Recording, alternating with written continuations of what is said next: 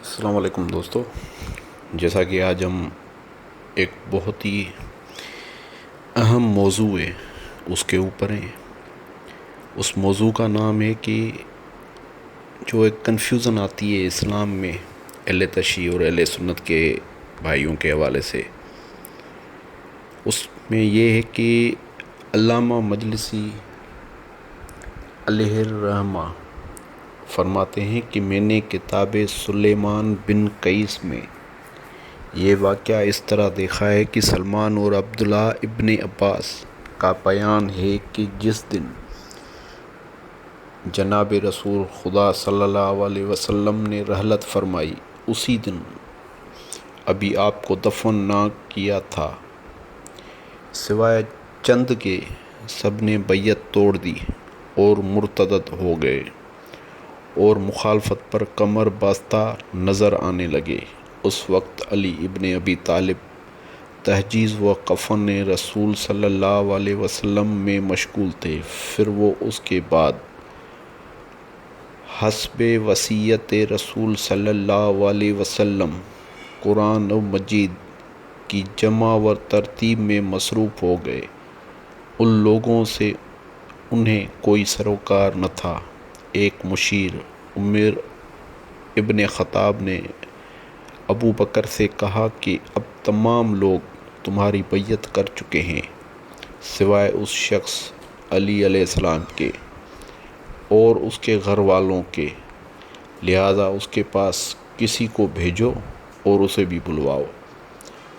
ابو بکر نے ان علی علیہ السلام کے پاس کنفذ نامی ایک شخص کو بھیجا اور کہا کہ اے کنفذ، تم علی علیہ السلام کے پاس جاؤ اور کہو کہ چلو، تمہیں خلیفہ رسول صلی اللہ علیہ وسلم نے طلب کیا ہے۔ کنفذ آپ کو بلانے کے لیے کئی بار آیا مگر مولا علی جانے سے انکار کرتے رہے۔ ان کے انکار پر ابو بکر کے اس مشیر عمر کو غصہ آیا اور اس نے خالد بن ولید اور کنفذ کو حکم دیا کہ تم لوگ لکڑیاں اور آگ لے کر میرے ساتھ چلو۔ چنانچہ یہ لوگ آگ اور لکڑیاں لیے مولا علی علیہ السلام اور بی بی زہرا سلام اللہ علیہ کے دروازے پر پہنچے۔ اس وقت بی بی زہرا اپنے دروازے کے پیچھے بیٹھی ہوئی تھی، آپ کے سر پر پٹی باندھی ہوئی تھی اور رسول اللہ صلی اللہ علیہ وسلم کی وفات کے غم میں بالکل لغار اور کمزور ہو رہی تھی۔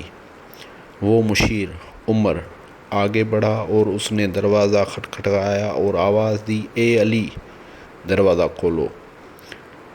بی بی زہرا سلام اللہ علیہ نے کہا، اے عمر، ہمیں اسی حال میں چھوڑ دو، اس لیے کہ ہمیں تو رسول صلی اللہ علیہ وسلم کا غم ہی بہت کافی ہے۔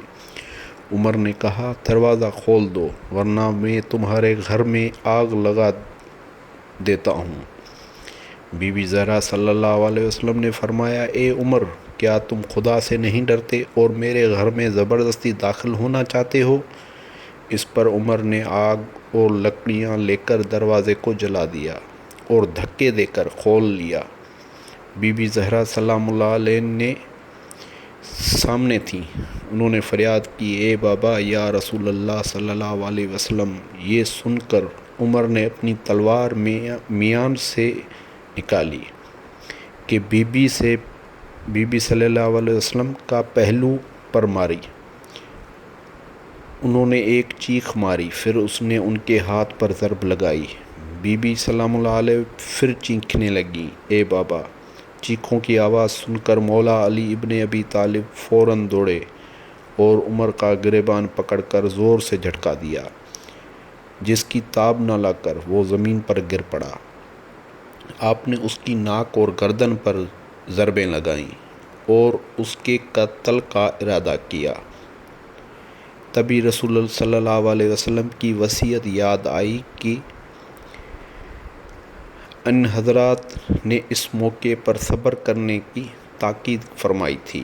مولا علی علیہ السلام نے فرمایا، اے عمر بن الخطاب، میں اس کی قسم کھا کر کہتا ہوں کہ جس نے محمد صلی اللہ علیہ وسلم کو نبی بنا کر عزت بخشی اگر اللہ نے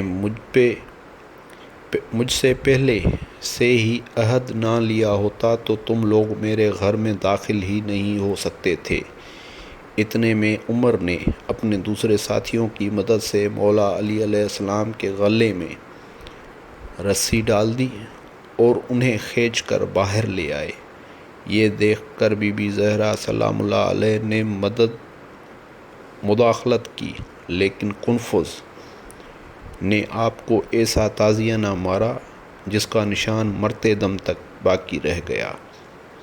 جب آپ کے دروازے کے پیچھے پناہ لی تو اس نے دروازہ زور سے آپ کے اوپر دبا دیا، جس سے آپ کی پسلی ٹوٹ گئی اور جو بچہ محسن آپ کے شکم میں تھا وہ سقط ہو گیا۔